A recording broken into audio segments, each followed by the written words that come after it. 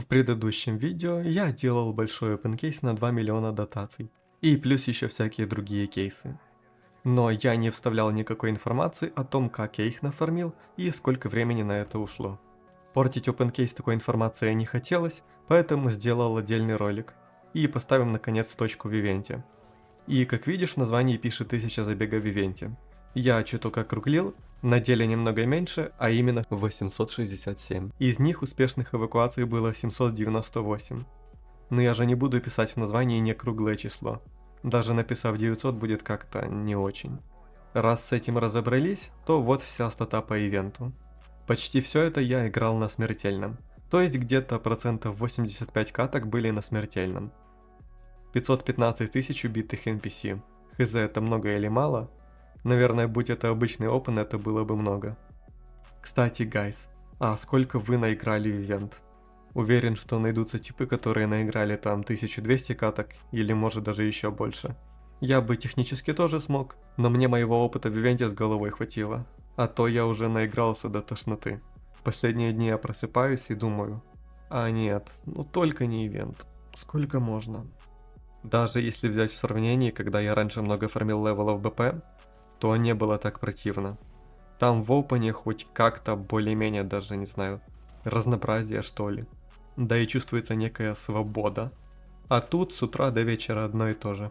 Но если ты тоже устал от фарма, от ивентов и просто хочешь без напряга что-то купить, то PlayRock тебе в этом поможет. Там можно купить как сам шмот с богатым выбором, так и отдельно можно выбрать количество валюты. К тому же на PlayRock сейчас скидки. И здесь есть не только StarCraft, а поддержка более 400 игр и приложений. От Roblox и Minecraft до CS2, Dota, Fortnite. В общем, поддерживается любая игровая валюта, скины, аккаунты, бусты, обучение. Все, что нужно для любимой игры, собрано в одном месте. Выбирай, чего душа пожелает. Ну а если ты играешь со Steam и хочешь сперва туда пополнить баланс, то PlayRock тебе тоже в этом поможет. Причем с минимальной комиссией на рынке. Просто вводишь свой логин Steam и сумму пополнения. После чего выбираешь способ оплаты и деньги уже через пару минут будут на вашем аккаунте. А само пополнение доступно в разных валютах и переключается все довольно легко. А также способы оплаты самые разные, начиная с карт, заканчивая криптой. Кроме этого, сейчас PlayRock проводит масштабный розыгрыш и за первое место раздают iPhone 16 Pro. Все ссылочки в описании. В общем, что по времени. У меня ушло сколько? Давай посчитаем хотя бы примерно. Где-то в районе 371 катки я сыграл на болоте. Первое время там было 16 минут, потом уменьшили до 13 минут. Если брать среднее значение, то пусть будет 14,5 минут на одну катку. Итого на болоте ушло 89 часов и 25 минут.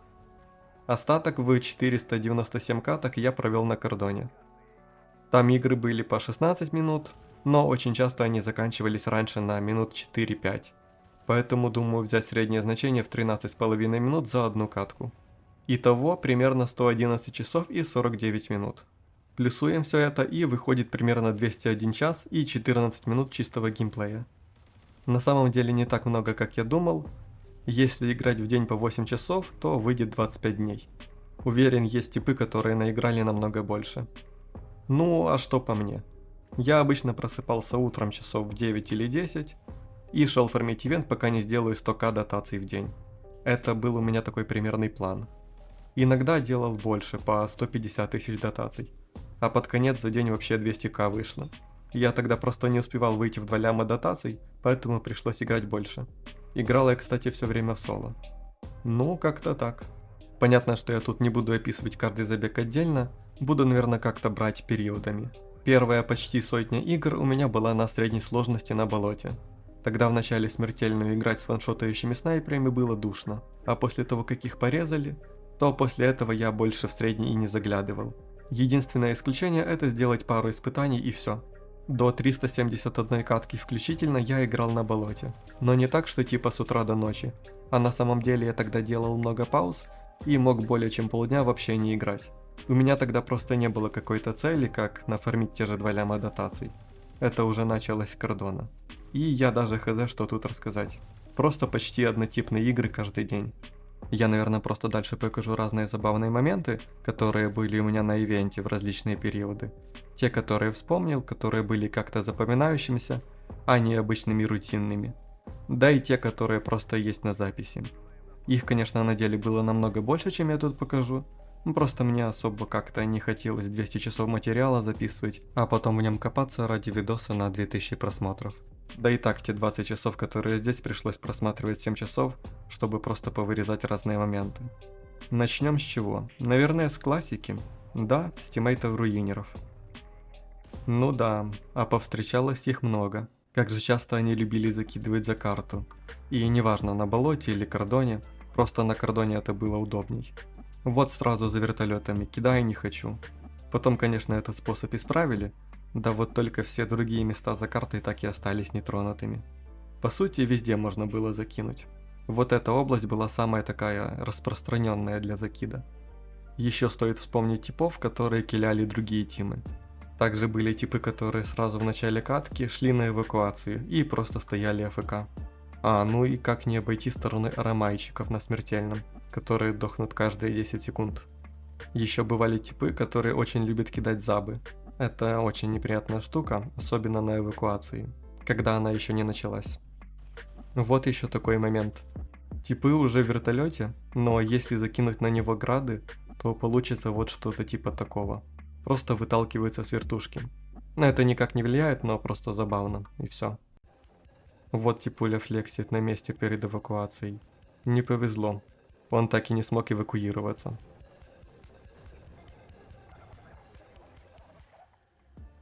Вот еще один типок тоже флексит.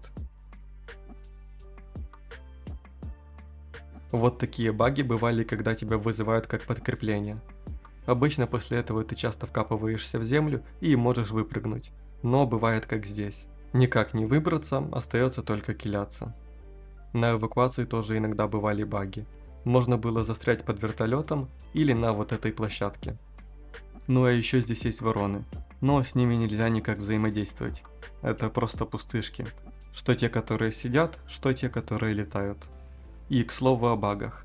На кордоне, да и в целом на ивенте их достаточно много. Конечно, часть уже пофиксили, но тем не менее расскажу, как было. Начать стоит с одного раздражающего бага, где игрок выбрасывает оружие поддержки при поднятии нового. Стопроцентный шанс это словить – это когда у тебя 0 патронов в нем остается, но ты его не выбросил. Тогда при подборе нового выбросятся 2 штуки. Иногда у меня дропалось и с патронами, но реже. Да и в целом не только из-за этого. Еще бывало много случаев, где ты просто бежишь и он выпадает. Ну и как не обойти легендарное скольжение по воздуху? Или же это была аномалия лифт? Кто знает. Но потом это пофиксили и все. Я, кстати, особо туда не лазил. Нет, позиция, конечно, прикольная, да вот только в тебя сразу прилетают от гранатометчиков и снайперов. Так что нет. И здесь также был еще один баг с забором, вот тут. В его нижней части не было коллизии, а была просто текстура и можно было пролазить. О залазах на всякую дичь. Да, тут возможностей очень много. Можно высаживаться на верхушках деревьев, но не всех. Некоторые работают, а с некоторых ты сразу падаешь. Без разницы, на болоте или кордоне. Вот, кстати, типичный кордон. Можно сбросить прямо в воздух над теми участками, куда невозможно пробраться. Как внутри карты есть такие области, так и снаружи за всю карту можно закидывать. Было у меня такое пару раз, когда типы так руинили. И даже если кильнуться, то он обратно тебя туда закинет. Такая жизнь с рандомами. Почему вообще во время ивента нельзя было открыть доступ к этим частям карты, непонятно. Тут даже боезапас резается. А вот он, легендарный закид за вертушку к застоям. Но этот способ быстро пофиксили. Но не пофиксили всю остальную карту. Ну а если говорить не о багах, то мне понравилась вот эта точка. Но только до того момента, пока не сагрятся гранатометчики. Но на болоте в принципе было все равно. Так как тут сразу на спауне NPC, они под ртой всегда. Не отходя от темы полетов, могу сказать, что иногда было забавно, как гранатометчики откидывают тебя. Иногда не в ту сторону, куда предполагаешь. Да, вот тип тоже хорошо полетел. А жаль, что заруинил нам игру и не вызвал. Хотя и мог. И время было, и у вертушки не было почти врагов. Еще на ивенте мне нравилось прыгать в зоне, где лоу гравитация. Сложно сказать, насколько высоко я раньше прыгал, но записи у меня остались только на эти 2 случая. А как высоко прыгали вы? Не отходя от темы багов, в принципе мы походу с нее сегодня не выберемся, то в общем часто мутанты и NPC застревали в блоках, под блоками или просто на каких-то объектах. Ну вот просто обычный NPC, которого в принципе ничего не берет, но он как-то все-таки умер. А вот такой же пример только с боссом. Да уж, его только фабом или артой киллять теперь. Но вот с мутантами такое намного чаще происходит. Особенно выделяются псевдогиганты. Ну, что сказать, парень в землянку зарылся. Весело ему. Он так вылез угарно, как будто бы глист. Вот еще один такой же. Только у него лучше получилось отыграть роль глиста, который вылазит откуда-то.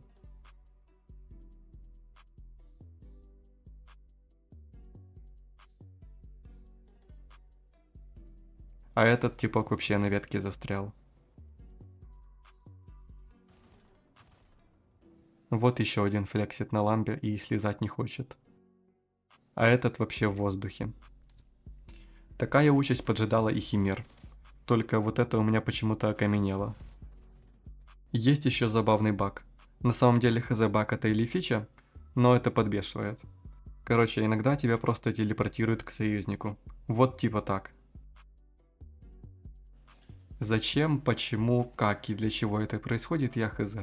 Иногда это помогает, но чаще всего только раздражает. А вообще, часто играть в этот вен было просто банально скучно. Вот бежишь к очередному споту, и нужно себя как-то отвлечь. Начинаешь резать воздух или просто дергаешь мышкой, чтобы хоть что-то происходило. А когда на эвакуации и ждешь конца, просто кружишься и думаешь, да сколько ждать-то еще? Ну а реально, что делать? Осталось вот, к примеру, 5 минут. Тут вообще ужас, лучше уж просто АФК стать и пойти куда-то что-то поделать. В момент одного такого прихода обнаруживаешь, что, блин, а крестик-то исчезает, и типа такой вау, круто, будет чем заняться до конца эвакуации. Кстати, был еще один баг, ну прям очень раздражающий. Это вот это. Типа у меня плохая связь, пинг и т.д. Но нет, это баг. При пинге или проблемах с интернетом обычно лагает весь мир. Как-то примерно так. Либо полностью, либо рывками все идет. А в случае с ивентом, то, как видите, мир тут полностью живой. Все работает, чат, союзники, бегают, киляют. Вот только у меня почему-то нет синхронизации с персом. Хз почему и как, но кроме ивента за все время, сколько я играю в StarCraft, то никогда с таким не сталкивался. Так, какие еще моменты были? А вот хочешь по-быстрому на батуте прокатиться, но врезаешься в дерево и умираешь от катанщиков. А вот резнулось два псевдыча вместе. Но на самом деле это частое явление. Бывало и по 3 штуки вместе ходили. С химерами в принципе так же. А то, что я сейчас расскажу, это был основной способ разнообразить геймплей и как-то себя развеселить или занять чем-то. В общем, этот ивент это просто кладезь различных забавных моментов с рэгдолом. Но что мне нравится больше всего, так это то, что при помощи малыша можно самому делать фейерверки с NPC. Да, звучит странно, но так и есть. Да, просто вот так забавно стрелять по земле и заставлять их летать. И делать сальтухи и всякое похожее. А потом в конце они принимают забавные формы и застывают. Просто как угодно, хоть в воздухе, хоть в земле. И это весело. Никогда не угадаешь, какая поза будет следующая. Присутствует некий азарт. Да прям хоть сейчас бери и вырезай их для превьюшки. О, это не обошло стороной и мутантов. Погляди, что химера вытворяет. Но это четенько. Как будто бы с плюшевой игрушкой какой-то играешь. Вес вообще не чувствуется. Короче, видеоматериалы у меня закончились, так что дальше видеоряд будет только из таких моментов. Бывает, на ивенте попадаешь в воронку, и как думаешь, может ли тебя оттуда что-то спасти? Конечно же да. На помощь тебе придут гранаты, гранатометчики и катанщики. Я так называю блинкеров. Для меня это катанщики. Они очень часто выталкивали меня с воронки, когда оказалось, что тут уже все ГГшечка. Я думаю, многих раздражали такие моменты, когда вот хочешь кинуть арту на спот, а нет, бросаешь куда-то на ветку, которую не доглядел. Ну, это не баг, это просто скорее собственная невнимательность. Но такое тоже часто бывало. А вообще в ивенте меня раздражали 3 момента. Первое это просто руинеры всех мастей. Второе это баги с выбросом оружия. И особенно баг с синхронизацией перса. И третье это забы. Все остальное в принципе терпимо. Даже если шотали снайперы с гранатометчиками, то типа окей, бывает. Ничего не поделаешь. Ну, думаю, на этом я и закончу. Спасибо, что досмотрел до конца, и еще увидимся.